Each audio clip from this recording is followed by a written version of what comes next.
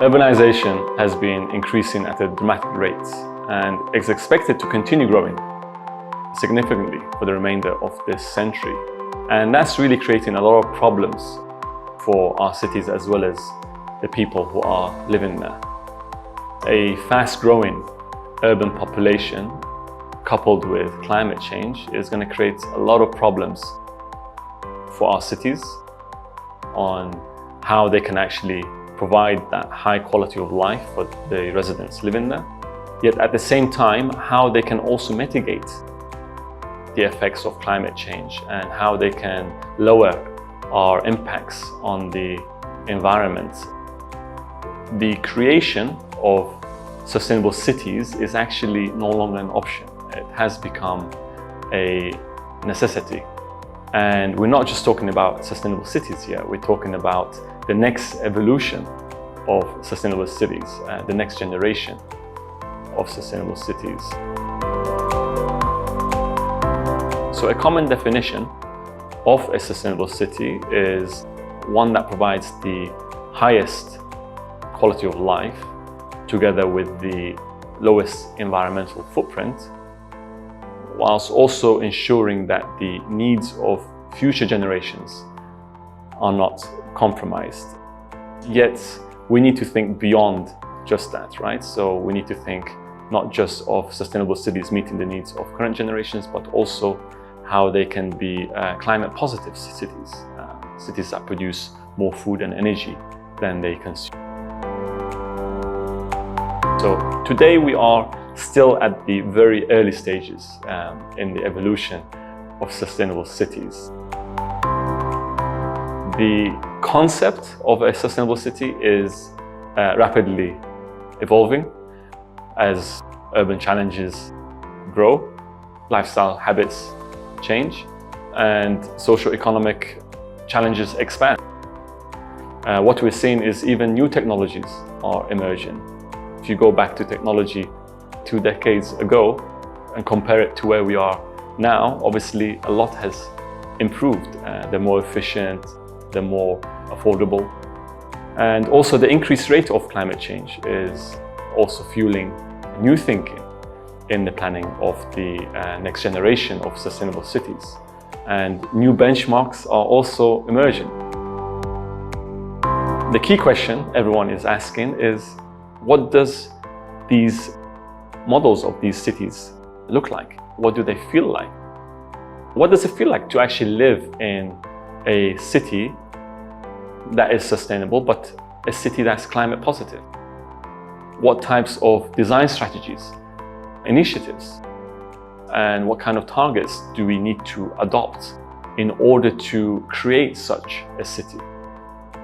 What is the quality of life in such a city? And that's what really excites me. The next evolution of sustainable cities, I believe, are climate positive cities. Cities that can produce more energy and food than they consume. These cities are really designed to provide food as well as energy and water security. So they are able to close that gap, that loop, whilst also creating a green economy for the people who are living there.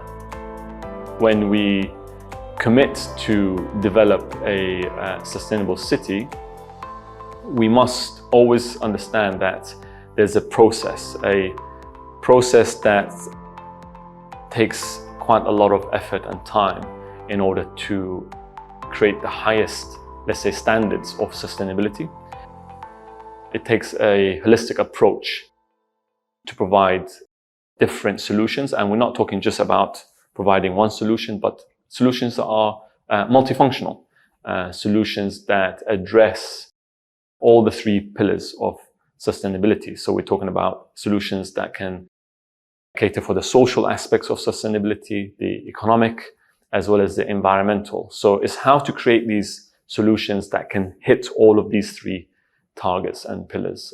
And the aim is not just to create a sustainable city, but how to create the world's most sustainable city. This is what we need to achieve, because if we can create these benchmarks, it becomes a model for others to also follow. And that's why in every work that we do, every project presents that opportunity for innovation. So we always start by asking what I think is the most important question, and that is, what if? The what ifs open up so many opportunities for innovation, and that's really the first line of inquiry. When we start a project, we always start with an ambitious, let's say, sustainability brief. So this brief will have clear targets as well as initiatives for the project, and it will also help guide all the design team as well as all the other stakeholders involved in the pursuit of all the goals of the sustainability on that project. The aim is, how could we use this brief in order to create the next generation of a sustainable city that's also a net zero city. And the way we do it is we kind of divide these targets and initiatives into different categories. Categories that include things like water, energy, food, waste, mobility, building materials. There's a lot of categories. Health and well-being, pollution, ecology. So we look at so many different ways to adapt a very unique model. So it's the integration of all of these sustainability elements into the design itself at the early stages that will really help us achieve the highest level of social as well as economic and environmental sustainability. The aim is to create a very unique DNA for the project. For a property developer, or actually for anyone who's looking to build these projects, they always think that it costs more to build with sustainability, and we always prove that no, it does not.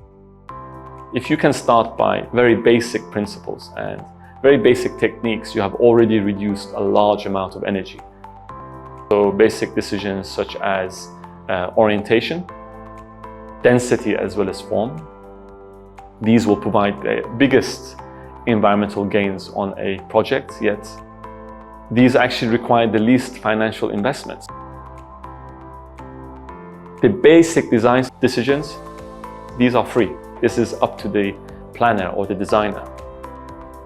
Okay, once you have these basic design decisions, then you can optimize them further. So you can use various tools, methods and analysis to really optimize the city itself. Things like energy modeling, microclimate analysis, solar radiation. So there's many different tools, and we can talk about everything from water recycling, life cycle costing, waste management, waste recycling.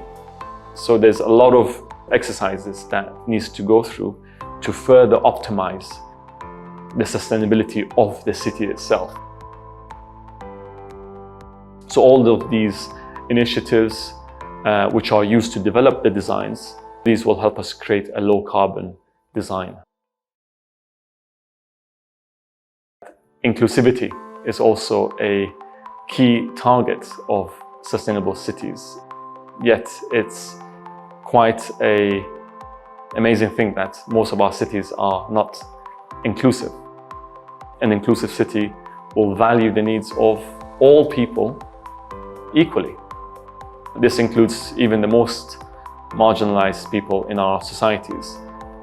This means that everyone should have equal access, right? Equal affordable access to basic needs, things like housing, things like food, clothing, water, electricity, education, health, as well as their well-being, right? So all of this needs to be equally available to everyone. Yet how often do we see cities planned without considering the lowest paid? And it happens everywhere. And that's why it's always important that at the beginning of a planning of such projects, we always start by understanding the demographics, right? So you look at the population to begin with. So when you look at the population, you're not just looking at who's going to buy the properties in terms of people who are going to be living there, but actually all the people who are going to be working there, the people who are going to be servicing the community, right? So you need to categorize them, the lowest paid all the way to the highest paid, and how you can then integrate all that community into one destination. Really inclusive cities make all people feel that they are valued, and because they feel that they are valued, you actually create more of a sense of a community. So understanding the entire population, in my opinion, of the people who are living there, including the lowest paid, is probably one of the most important steps that any planner needs to take. And it's also about empowering the people. So you want to empower people of all backgrounds and how they can make a positive contribution to societies. By doing that, you are by default promoting stewardship in the community itself. So people feel like they want to take care of that community and they'll actually stay longer in those communities. So ultimately, we are making quite a significant shift in the way we design the next generation of sustainable cities. And that really requires a new way of thinking.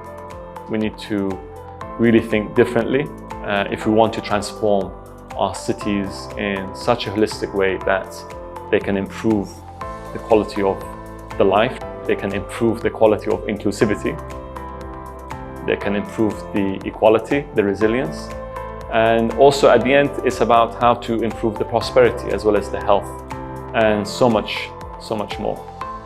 And that's really what excites us here. It's how to create such cities.